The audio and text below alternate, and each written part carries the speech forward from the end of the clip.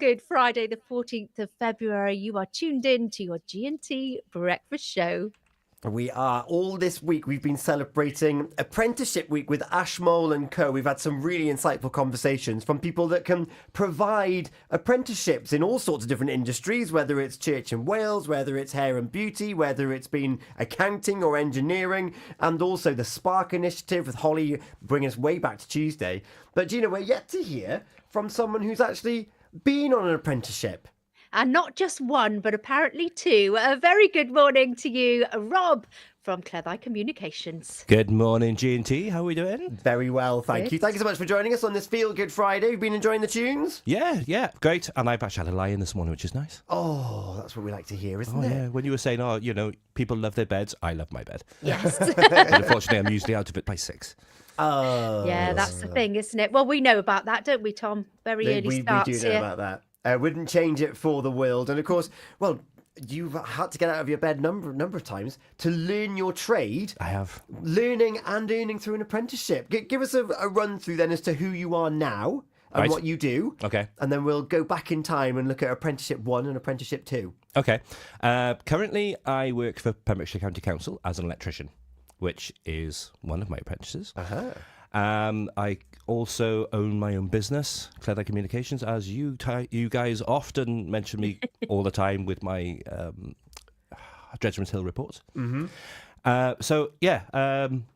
The electrician side and the IT apprenticeship then came in then to help me with setting up my business. Oh, so it's electric and computers. Yes, basically. It was the title of my first one was Using Information Technology, which I got from a company which is unfortunately no longer there. They were in Unit 10 in Honeyborough Industrial Estate, Infotech they were called. Oh, yes. I know that name. Yeah, and I then did my learning with them and my practical side with a company called Rightway Computers, who unfortunately aren't there either. Anymore. But I did promise a shout out to Judy this morning, Judy Hallett, who was my tutor way back when I was 16 and left school, and I went straight into my apprenticeship with them. And she was very good to me. She looked after me for about 4 or 5 years doing my apprenticeship, because I went from level 2, level 3, and I also worked for Infotech as a IT tech as well, once I passed all my qualifications. That's brilliant. I suppose that's one of the benefits that we've been hearing throughout this week, is that if you go through education and you go to degree and you go into further studies or higher studies, there's no actual pathway or an obvious pathway into recruitment. But you just said there you've gone through those phases. You're already getting those links within the industry and different partners and organisations, and you've got someone there guiding you through every step of the way. Yeah, absolutely. I'm all for, there are some people who are all for university. Great. If that's for you, fantastic. But for those people that know me, I am maybe very, very practical, but I am not an academic. I'm really not. So university really was not like an option for me. Yeah. And so looking out on life, I always wanted to be an electrician.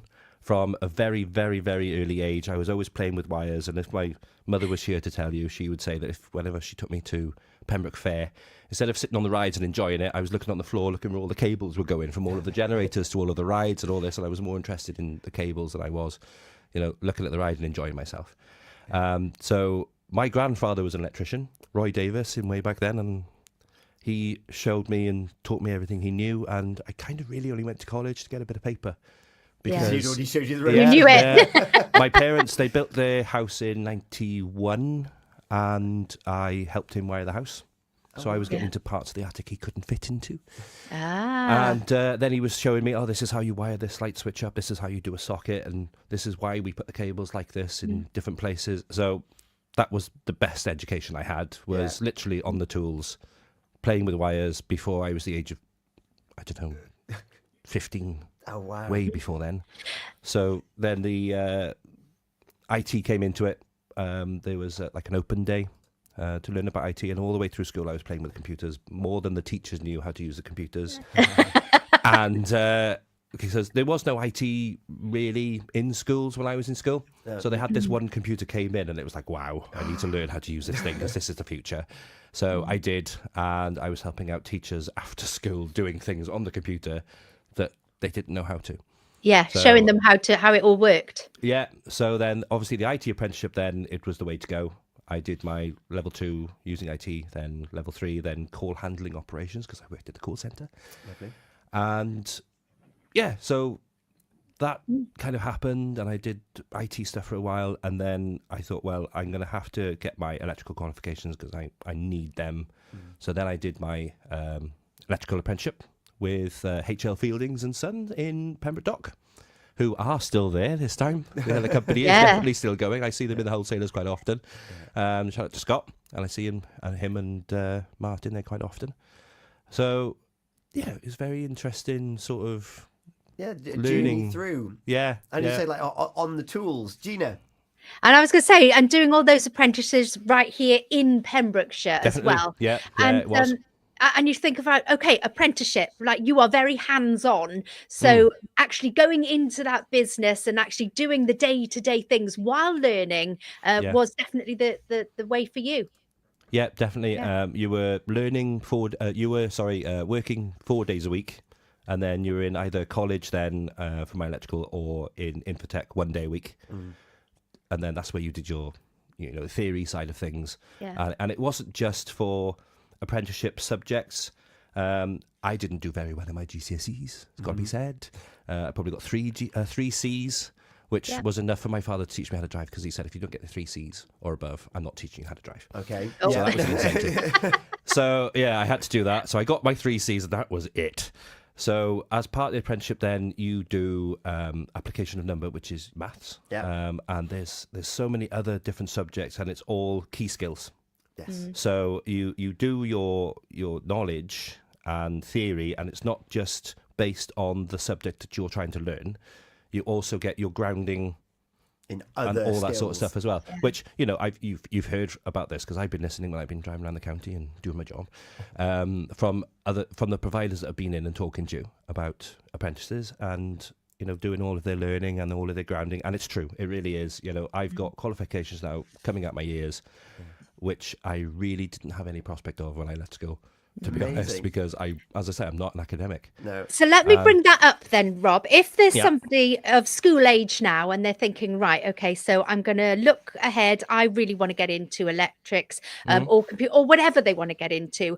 What little tips would you give them as, come on now, you have to get your GCSEs?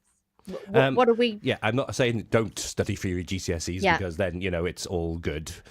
You do need to study. And I found it harder because I'd had so little GCSEs when I came into my apprenticeship, because, people ask, oh, you need 5 GCSEs and above. I said, well, I have 5, but some of them are, D's and E's.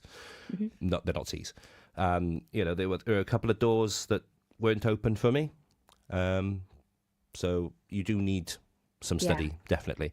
And it is easier to get into, if you do have a study. But saying that, you can come in as a level 1 if you don't, if somebody's sitting there going, well, I did my GCSEs last year and I really did do rubbish, you could start as a level 1. Yeah. I started at level 2 because I had, the grounding for it. And I went in through that way. So you can start as a level 1 NVQ, which is, it's a handheld way in, and it is all the way through. Judy left after me, all the way through my IT apprenticeship, and brought me out of my shell because I was quite quiet when I first left school. And if you know me now, Never. You can't shut me up. No. So yeah, but and apart from then, doing the electrics, then I also do a bit of ad hoc techie stuff for. I don't know if you've heard of this radio station. It's based in Pembrokeshire. Button 2, please. With that button 2, am I on the right thing? I don't know if you're on button 2. Right, here we go. Hit button 2. Who are they? Hey. There you go. It's, as I say, really, really techie things. And then I also sponsor Kylo then on Fridays. You're in the mix with Cleddau. Hey. Hey, so he's on the button now. Oh, he's on the buttons. Love Whereas that. I'm usually on a Friday night. I'm sat where Tom is. And Kylo's like bouncing around on the decks here, and he shouts over to me, right, button 3, please, Rob, button 12. And it's like, oh, which one? Oh, there it is. Yeah, okay. I love it. He's on tonight, 9 o'clock. Yes. He was with No Signal on Wednesday. Fantastic show. Proper discussions around dance music and where they're at. I know that Toby was really enjoying it. You can catch up tonight with Kylo every Friday, 9 o'clock. Claire Francis Boswell, happy Valentine's, you lovely lot. Spreading the love from the guys in the Pater Hall. Oh, lovely. Yeah. I do have one more shout out, by the way. Go on, go for it. Laura Creswell, my sister. Yeah. Hello, Laura. She's listening at the moment.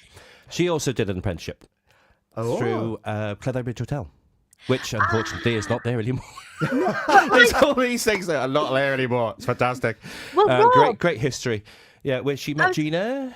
I was going to say, going back, that's when we all sort of met, wasn't it? You know, Laura and yourself, because we all used to work at the Cleddau. I was doing the discos. You were on security, and Laura was in reception. Yeah, so she did a reception, housekeeping, and there's a lot of other subjects she didn't. I'm not really know how many she did, but yeah, she did her apprenticeship back then as well, and you know. They came into the hotel then. She didn't have to go to a college or to a study place or whatever. They came to the hotel. Oh, wow. And then whilst they were in work then, they'd have like half an hour, whatever, away from what they were doing. Sit down. You know, what have you done this week? Right, we could tick that box. We can tick that box. And, you know, you need to do this, this, and this. Great. Yeah. You know. Yeah. Amazing. Get on with it. There you go. It's another option, because certainly my generation feels like it was all about go to university. But there's other alternatives out there that might better suit your personality, better suit your skills and your experience. And that's what this week has all been about. If you've missed any of the chats that we've had, go back through our Facebook page, through the videos, and have a listen back, because, well, you've just come up with 3 different industries. We've had hair and beauty. We've had women and girls in engineering and other STEM sciences. I was going to say, I didn't come out with them. So it's been a great week here with Ashmole Co supporting it. So thank you, Rob, for sharing your insight of someone that's gone through the process. Yeah, absolutely. I love that. Love it. Now then, Rob's got a song choice this morning, but you're not leaving us this morning, Rob. You can go and make a cuppa, and you can stick around, because we've got a bit of fun coming up very shortly. But Rob, what song would you like to hear this I'm remembering morning? the conversations that we've been having off air. Sorry, I'm not going to say any of it. Yeah, no, we're still on camera. I've got some blue mega sour raspberry balls in my hand. And they're not going to be in my hand for much longer. No, they're not. No, they're going to be out of our mouths. They are. I can't wait. Yes. G, also... Oh my goodness, is it that time already? Oh no, stop. Panic, run. It is that time already.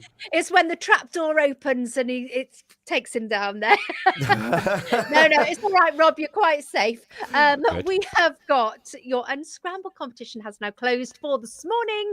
We've got one more name to go into that main prize draw, which will total 10 names. It could be one of you winning a surprise prize. Oh no, it's a lovely prize. It's a lovely prize today, because it's Valentine's Day, and well, it's the season. It's a time of giving. I'm going to give you a song, Rob. What are you going to go for?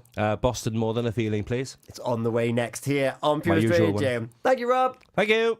Friday. It's time to